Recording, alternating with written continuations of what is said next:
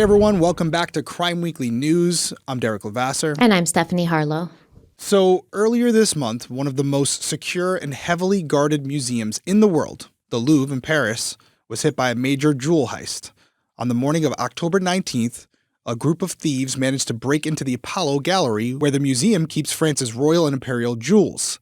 They used what police described as a mechanical lift to access a window on the upper level, smashed through display cases, and got out in less than 8 minutes. Damn, that's impressive. The pieces they took weren't just valuable, they were historic. We're talking about diamonds, emeralds, and sapphires that once belonged to French empresses and queens. The total value is estimated at around 88 million euros. And what's that in US currency? Do we know? I think it's like almost $100 million. $100 million. So, yeah, a lot of money. Yeah. French authorities have arrested several suspects, 7 so far to be exact, and the Paris prosecutor, Laurie Bacall, is leading the investigation, but as of now, none of the jewels have been recovered. Tonight, we're going to be breaking down how the theft happened, what's known about the suspects, and why the investigators think it wasn't just a smash and grab, but a highly coordinated operation, which I think just from that intro, yeah, we can all agree they didn't just think about this from a window and say, hey, you know what? We're going to break into that today. They put some thought into this. This is Ocean's 11. They weren't walking by the Louvre saying like, that's a good day to, grab some jewels. No. And I mean, you say how expensive these things are, right? 88 million euros. But in reality, they're priceless. They're priceless based on who they belong to, how long they've been there, just their place in history. And some people might say, oh, this isn't a true crime that we're used to. It's not, I suppose. But here's the thing. We're covering BTK right now. That's pretty messed up. Okay. We needed something a little lighter where people aren't being tortured and killed to talk about for Crime Weekly News this week. Everyone knows I love history. I'm really into this kind of stuff.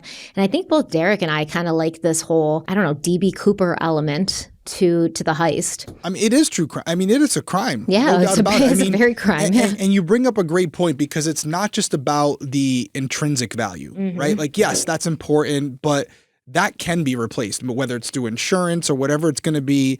But the fact is, like you just said, these items, even if they weren't diamonds or emeralds or whatever else was taken, there's historical value in there that you can't replace. You need to find the original items. And with something like this, we're talking about 88 million euros, but I have to imagine that in size, and I could be wrong on this, if it was just jewels and emeralds, they took that for a reason because it's small in size. And everything we're talking about here probably could have been stuffed into one duffel bag.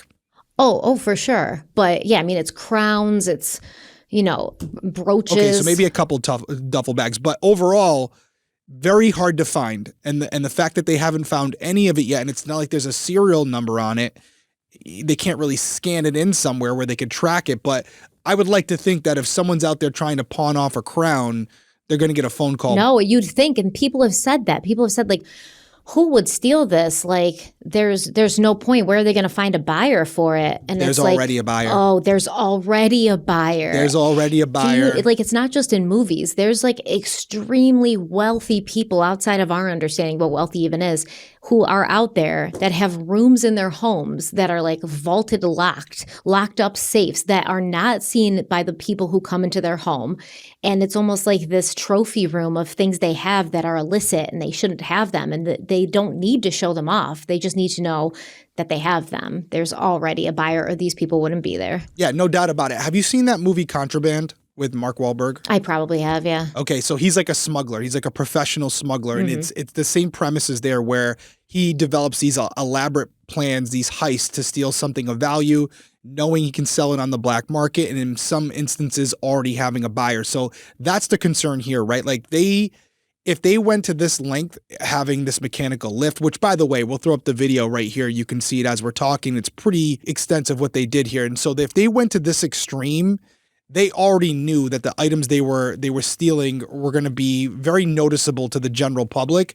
So it's probably already out of Paris in some other part of the world. Yeah. Like you said, in some kingpin's collection that will never see the light of day. Or by the time it's seen by anyone, it'll be 100 years from now. Yeah, and I mean, especially with Europe, they could just hop on a speedboat and be in a different country within an That's hour. right. Yeah. So let's talk a little bit more about this, why it's so important, and what the authorities think. So when people think of the Louvre, they picture the Mona Lisa or the glass pyramid out front. But the Apollo Gallery is something else entirely. It's a piece of history in itself.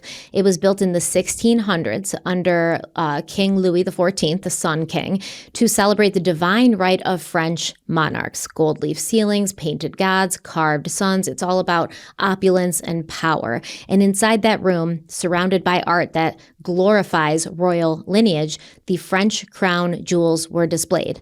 Most of these pieces survived everything: revolutions, wars, the fall of empires. What's wild is that these thieves didn't go for anything modern or random. They went straight for the jewelry that represented dynasty, the empresses, the queens, the women who embodied legitimacy and empire. And that's why a lot of people are saying this heist feels intentional. The symbolism of what was stolen and what wasn't, it kind of tells a story. So let's walk through the timeline. Sunday morning, October 19th, the museum isn't open to the public yet. Sometime before 9 a.m., security cameras pick up what looks like an equipment vehicle parked near the Seine side of the Louvre, the side facing the Quai des Tuileries. So investigators say the thieves used that lift to access a second-floor window that led directly into the Apollo Gallery. They broke the glass, forced entry, and smashed several display cases. Alarms were triggered almost immediately, but because the break-in happened from the outside facade, response time was slower than if it had been an internal motion sensor. The Louvre actually has more than 2,000 cameras, but prosecutors have since admitted that there were blind spots on that exterior side. And what does that tell me? That somebody who's familiar with the Louvre, with their security cameras and with the placement of the security cameras, knew where those blind spots were. So the thieves grabbed 8 specific pieces, packed them up, and escaped in what officials believe was under 8 minutes. Witnesses reported seeing 2 scooters leaving the area soon after. Later that day, the museum shut down part of the wing for forensic work. They found DNA, gloves, and helmets at the scene. Within 48 hours, French police had begun cross-referencing the DNA hits with known offenders. A week later, on October 26th, 2 men in their 30s were arrested in Seine-Saint-Denis, a suburb northeast of Paris. One of them was detained at Charles de Gaulle Airport, reportedly trying to board a flight out of France. Both men have prior criminal records. They were held on charges of organized gang theft and criminal conspiracy. Now, after those first arrests, things started to move fast. By October 29th, Paris prosecutor Laura Bacau announced that both men had partially admitted their involvement, which is kind of fascinating. That usually means they're confirming parts of the operation without giving up the full picture, like who financed it or where the jewels actually are. But even with those admissions, the jewels themselves have not been recovered. And that's when authorities brought in 100 investigators to dig deeper. The next day, October 30th, 5 more people were arrested in coordinated raids around Paris. One of them had DNA evidence directly linking him to the scene. Police called it a commando team, suggesting that there were multiple roles: the lift operator, the entry team, the lookouts, and possibly a handler or a fence waiting to move the jewels. Prosecutors also said there's no evidence that anyone inside the Louvre helped them, at least not yet. But they had, yeah. Well, also, once again, I want to go back to the fact that 2,000 cameras the Louvre has, and this is public information. You can kind of look it up and see, hey, does the Louvre have surveillance? And they'll say, yeah, the Louvre has over 2,000 cameras. It doesn't tell you where they are, and I'm sure publicly you would not be able to find out where the blind spots on the exterior of the Louvre are as far as security cameras go. Yeah, you'd have to be within the security branch of the Louvre. Or know somebody who is aware of that. Yeah. Somebody from inside the Louvre, you know? Can we stop for a second and not skate over the fact that you said 100 investigators? Yes. Is that correct? Yes. Was that a did you misspeak there? No, this is very serious to the people of France. Yeah. It is serious, and maybe I'm just being that guy right now, and you guys can all eye roll me if you'd like. But there is a small part of me that gets pissed when I hear that. Where you're like, how much other crime is happening on the streets of Paris right now while these 100 investigators are trying to find some jewels? I wasn't even thinking that, but it's like I did. nobody got hurt here, right? Nobody was killed. How many investigators are assigned when someone gets murdered or when a child is abducted? You get what I'm saying? Yeah, well, it's pretty much what I was thinking too. It's because I don't know. Again, I feel like I'm eye rolling myself a little bit, like, oh man, Derek, but like it's tough to get a group of people together when there's someone who's been killed or taken. But when it comes to money, all hands on deck. And I know there is a historical value there, but again, I don't think it's the money so much. Even the prosecutor said, yeah, the monetary damage is massive, but the historical damage is even greater. I get it, but it's still like, how about all those children out there who have been through something and need justice? Like if they had 100 investigators working that case, would they solve it? Probably. And Paris is a very crime-ridden city. Let's be honest. I agree. Anyways, I'll get off my soapbox. Listen, I just I heard that and I was like, wow, it's amazing how when there's a dollar amount attached to it, how many people come out of the woodwork. But I know, again, there's a historical value. Yeah, okay. I mean, I'm sure that not everyone in Paris or even in France feels the same way. And, there's a huge push against monarchy and all things that are connected to monarchy. That's a more modern kind of take and feel on the history of these countries that used to have kings and queens. I get it. But a lot of people in Paris and France, they don't look at the jewels as just like expensive bling. They are physical links to France's past. And stealing them feels like stealing part of their national story. And so I totally get it. I mean, I get it. Well, before you continue, let's take a break because there is more to cover. And then I want to talk about how do we get the jewels back? Yeah. Well, I don't think we're going to get the jewels back, but maybe we're going to talk about it. All right. Okay, I'll be honest. I used to dread getting ready for holiday events. Outside of the whole, how am I going to do my hair? What am I going to put on? Then there's the makeup. And you know the drill. Too many products, too many steps. And somehow my face still looked just cakey and overdone by the time I got out the door. But this year, I finally simplified everything thanks to Jones Road Beauty, our sponsor for today's episode. Their products are designed to make you look like you, just a little bit more polished, not covered up under layers of makeup, which is the worst to do during these winter months, by the way, because your skin's already dry and like falling off anyways. Now, I will say my favorite product from them, hands down, is the Miracle Balm. It gives you that fresh, natural glow without feeling heavy or greasy. I swipe it on my cheeks, my lips, even my eyelids, and I'm done. It's replaced about 5 products in my routine, which, let's be honest, feels like a small miracle during the holidays. No, I've seen you come into the studio looking like you just met with your full makeup team, so it's working. It's definitely more natural, but it's also definitely the Miracle Balm. It actually enhances your skin instead of masking it. So you've got a nice glow, your natural skin's coming through, and with all the holiday events coming up, it's been my go-to for that effortless pulled together look that takes 2 minutes tops. And I actually feel better too. I feel better about how my skin and my makeup looks. And here's the best part. Starting November 6th, Jones Road is launching their most giftable holiday collection ever. It's 5 limited edition kits, trios with new holiday shades, beautiful packaging, and easy party-ready products that make amazing gifts for beauty lovers or, honestly, just for yourself. Great stocking stuffer too. All their products are clean, strategic, and multifunctional makeup that's actually good for your skin. So simplify your holiday routine and grab these sets while they last, because once they're gone, they're gone. Yeah, and as a special treat for our listeners and viewers, you can get a free cool gloss with your first purchase when you use code CRIMEWEEKLY at checkout, and Crime Weekly is all one word. Just head over to jonesroadbeauty.com and use code CRIMEWEEKLY. And when they ask where you heard about them, we'd appreciate it if you tell them that Crime Weekly sent you. Okay, we're back. So, like I had said before the break, the police have said they don't have evidence that anyone inside the Louvre helped this group of people who performed the heist.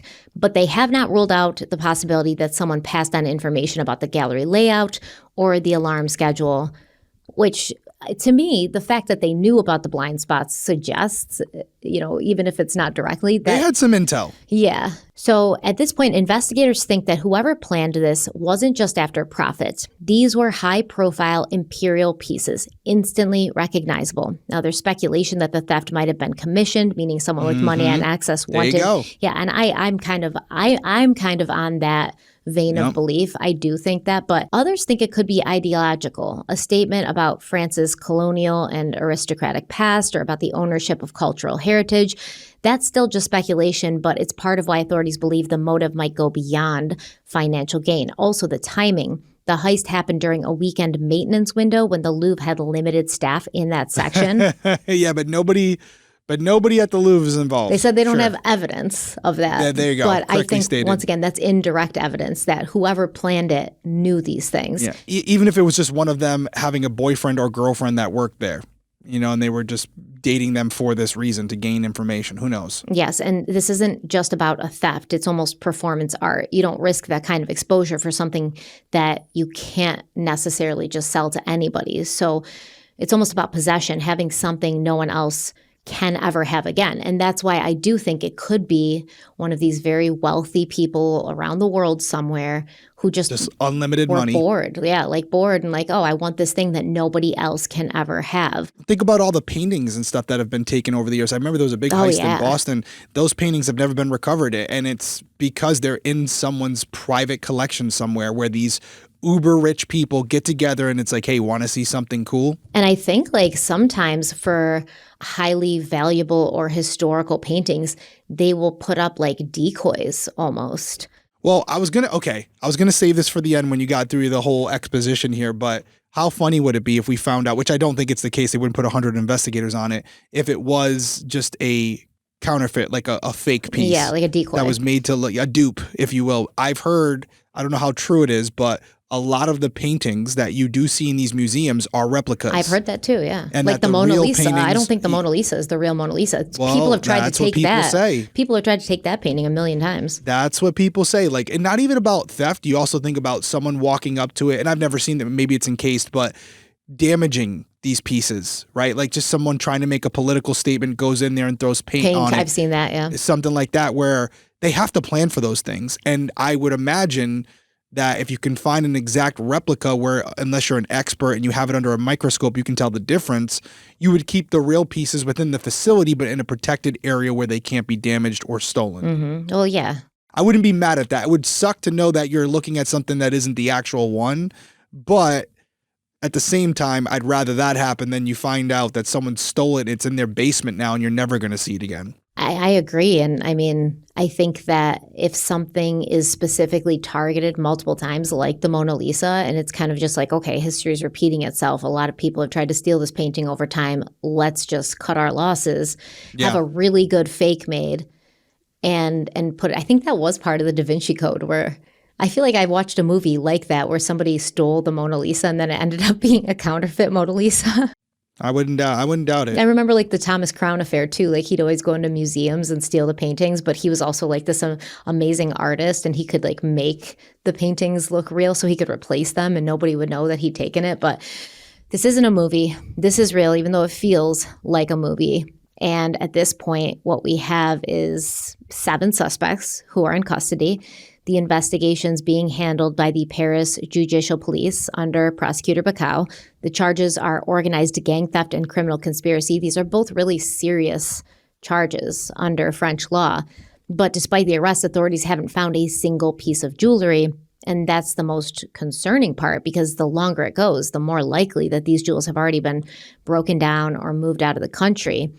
And I even was thinking some of these crowns and things, could they take the jewels out of the crown and fence them to somebody who wouldn't know better? But who's got that kind of money to pay for, an emerald or a ruby, not knowing the historical significance of it? How, you wouldn't be able to even sell it for as much as you could. And as soon as somebody saw the quality and the age of that jewel, they'd know something's not right here, especially with how public this Louvre heist has been. So I feel like the only options are, 1, somebody with a ton of money paid for this to happen, commissioned this, or 2, maybe it was a political statement, but at that point, where would the jewels be? where would they be hidden? Because obviously they were not in the possession of any of these suspects arrested. And are these suspects even really involved? We don't know. We don't know what they said to the police. The police could just be arresting people and saying, oh yeah, they're involved, just to make it seem like there's progress. I don't know. I don't really trust it. Why would these people just hang out in Paris waiting to get arrested? I don't know. Yeah, if these are people who were involved, a couple things could happen here. One, I do agree with you. These pieces had to be commissioned. You wouldn't take these items not knowing if you could move them, and you have to have a buyer in place because you can't just walk into a pawn shop. It's too much risk to take for nothing. You can't do it. You got to get rid of it that day. Now, here's the problem. Even if they are involved, if you already had a buyer, this buyer is probably so rich and so powerful that if you snitch, because more than likely you've already handed the jewels off, if you snitch, you're not making it to court.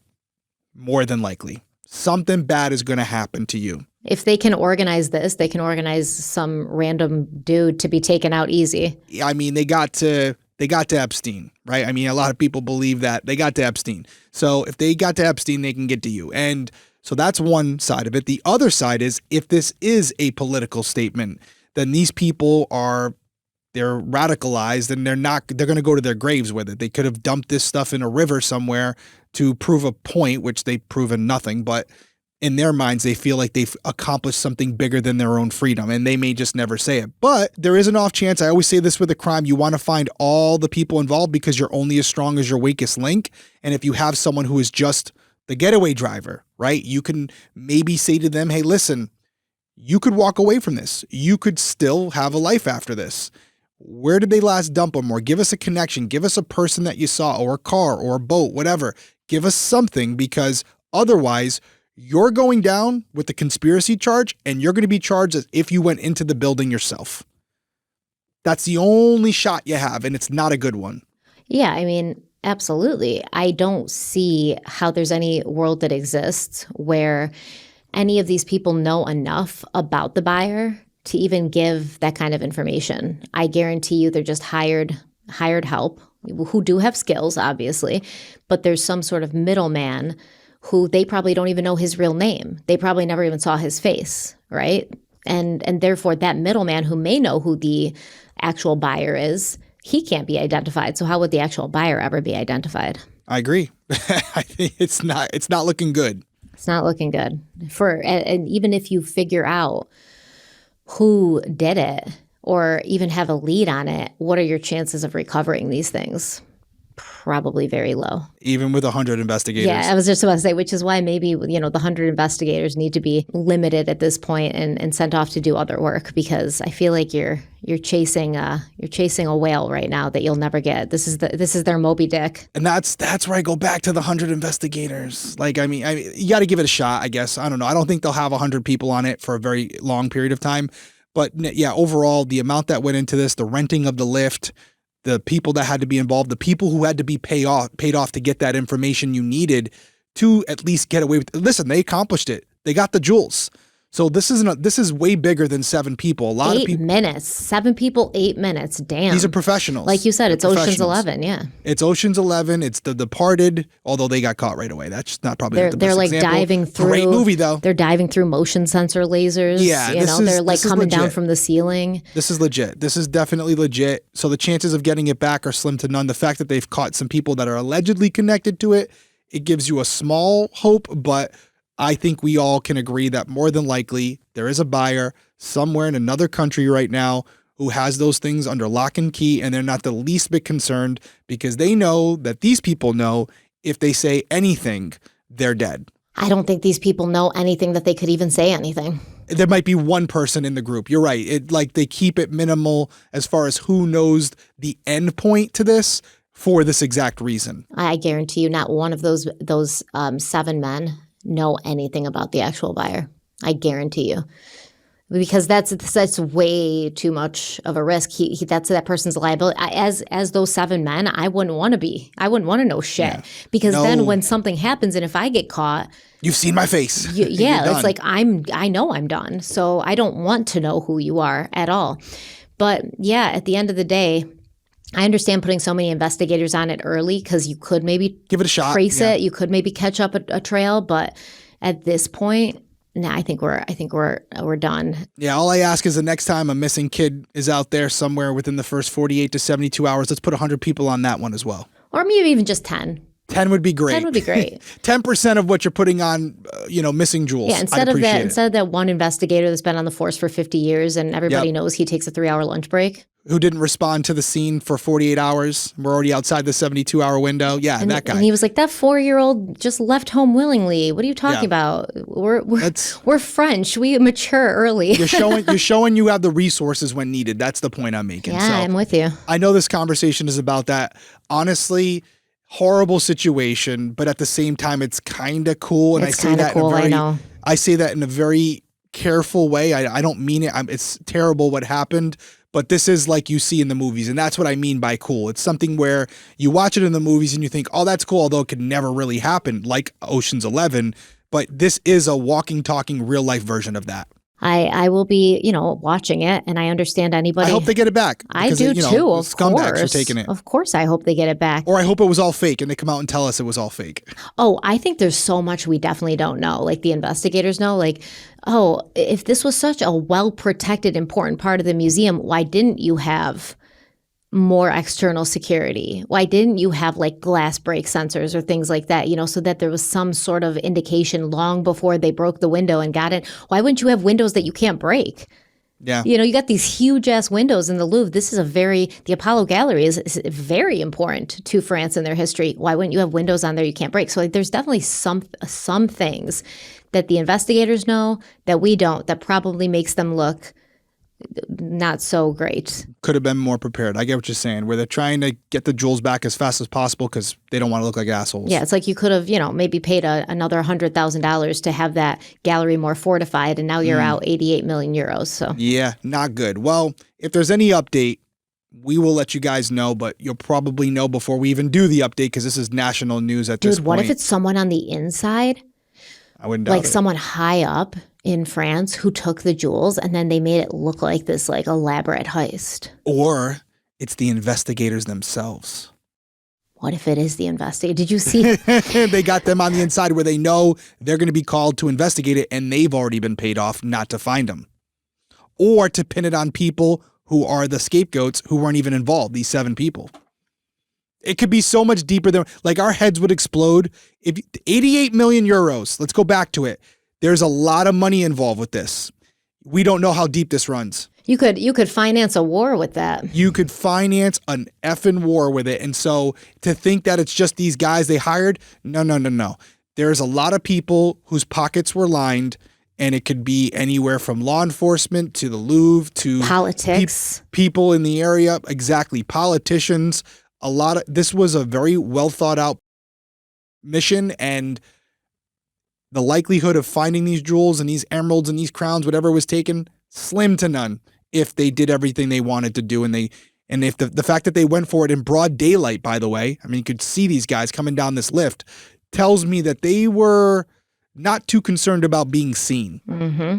So we'll see how it goes. We'll see where it lands. We'll see if there's any updates. And if there are, if it's big enough for a Crime Weekly News, we'll cover it. But if not, another thing that we've been doing, make sure you follow us on social media at Crime Weekly Pod, because we'll usually give an update there about something we covered on Crime Weekly News if it's not enough. For example, the case we talked about a couple weeks ago where we were pretty pissed off that these young kids, that because they were under 10 years old, weren't charged with rape and murder. Well, shortly after we covered it, they were charged. And we put out updates on our social media. Thank God. Make sure you're following us there, because we're always updating that with information that we've covered here on Crime Weekly News or Crime Weekly. Anything else from you, Stephanie? No, I think I'm good. Okay, we're going to wrap it up here. We'll see you guys later this week with BTK Part 2. Extensive series, Part 1. You guys really seem to be behind that one. We're going to go into a lot more details because we left off with the first crime that we know of, that he's at least let us know of. Mm-hmm. And it's a horrific one, and it kind of sets us down a path that is very dark. So we will see you later this week for audio on Friday, YouTube on Sunday. Until then, everyone stay safe out there, and we'll see you soon. Bye.